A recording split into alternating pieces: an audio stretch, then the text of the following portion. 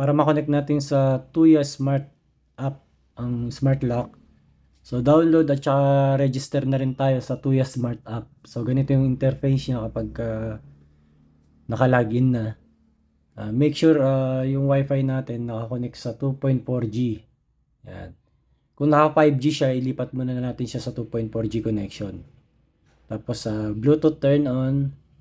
Then punta tayo sa Smart Lock, buhayin natin yung interface, sa settings tayo. Tap natin number 1 tapos hashtag.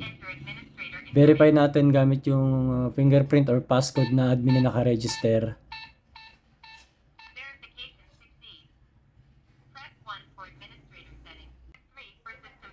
So tap natin number 1. Tap natin number 3. Antayin natin kung may lumabas dito.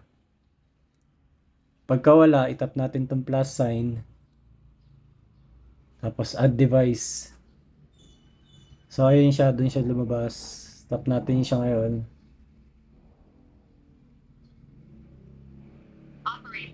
So succeeded na siya. Pwede na natin palitan yung pangalan yan. Tapos done lang natin.